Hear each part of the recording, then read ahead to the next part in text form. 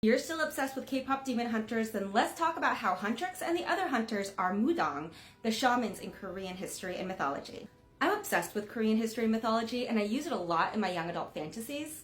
So when I watch K-pop demon hunters, I knew immediately that the hunters are Mudang or Korean shamans.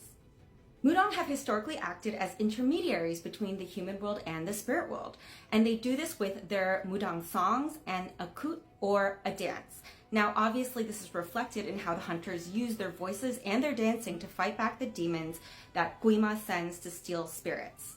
So Mudang can either inherit their abilities, like how Rumi inherits her hunter abilities from her mother, or they get what we call a spirit sickness, which is when a spirit or a god might possess them, and that is their calling to become a Mudang. There are certain places where Mudang has more spiritual power, and one of these places can be at a sonam tree, which is the tree that has strips of cloth hanging down from it, like the one that we see Celine talking to the girls at.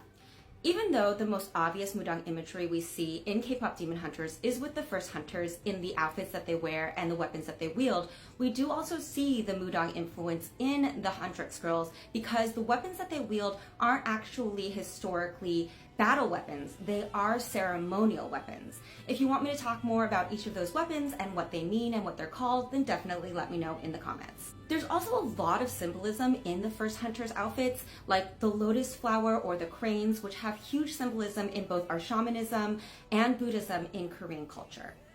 Even though the Mudang were seen as the spiritual guides of Korea historically, like in the Gojoseon period, as time went on, they were seen as charlatans and were pushed down into the lowest class in Korean society.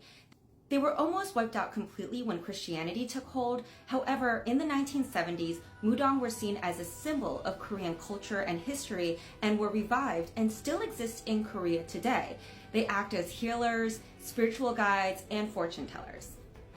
In my book, Wicked Fox, I actually have a Mudang named Nara who helps my main character, who's a gumiho, or a nine-tailed fox.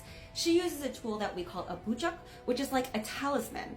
If you've ever watched a K-drama, you might have seen some of the characters carrying a strip of yellow paper with red writing on it. That's a bujak talisman, and it can have a lot of spiritual power in Korean beliefs, and we often get them if we want things like good luck for marriage, tests, or job interviews.